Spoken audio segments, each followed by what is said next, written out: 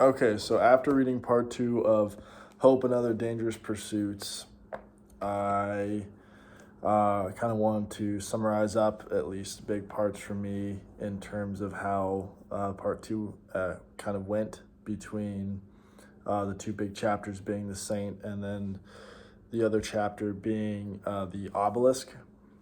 So first, I kind of want to cover the Obelisk. I thought the Obelisk was kind of really kind of out there and just not what I would have expected. So obviously, in the first part, and also how the story's been building up, is that Phaeton has been a religious and very innocent person, and that she's just trying to get out of Morocco in order to have a better life.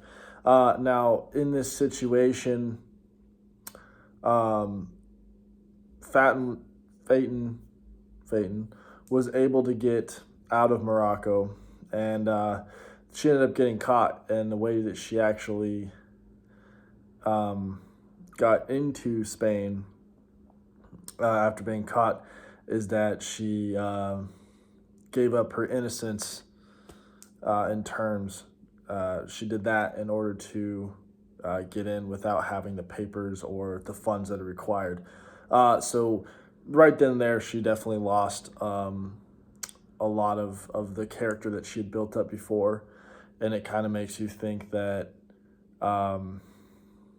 if she was all putting that on as a facade and that she doesn't actually hold her religious beliefs closely to her, or you kind of question that she was just that desperate to get out of Morocco that she was willing to break her own beliefs. Once she got into Spain, she fell right to prostitution, and kind of sleeping with and being kind of an escort for multiple different people, high-end people for money. Um, it really does kind of make you think, and it makes me think that she wasn't at all the kind of person that I was kind of setting her out to be. Um, I definitely thought that when she came to Spain that she was going to continue um, her religious beliefs and try to find a place to go. But in reality, she basically stripped away her religion right off the bat. She stopped wearing her job and then immediately, fell into prostitution. The other section, the Saint. The Saint's kind of, in my opinion, not as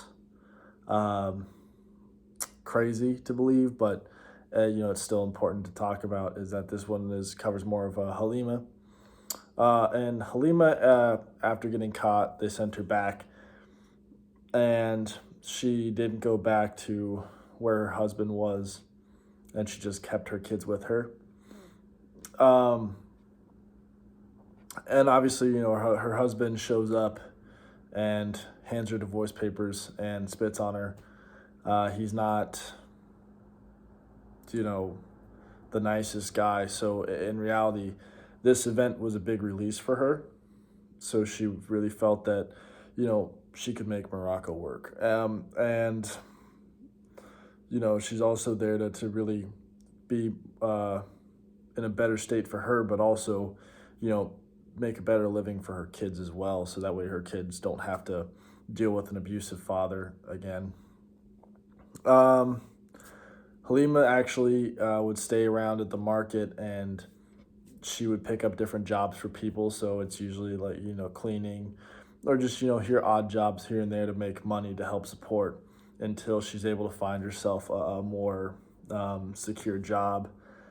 Along with this, there's a couple of people that would come up and ask for blessings from Halima. And one of the ones that kind of stood out the most to me is that a younger boy's mom had asked for a blessing so that the younger boy could do well on the test. And that test was a pretty big piece for him. So at first Halima was a bit kind of like, I don't know if I should, give you the blessing, but she did. And that kid ended up doing really well on the test. So this blessing thing kind of became a bigger portion for her when other people coming to her asking for more and more blessings about just different stuff. So yeah, so that was kind of my little bit of reflection over the last two bits. Again, Halima's situation was really nice to see that she'd kind of found her peace after getting away from abusive relationship and kind of realized that, Morocco's not as terrible. And it makes me think that the main reason for her wanting to leave Morocco was actually just the abusive situation with her husband.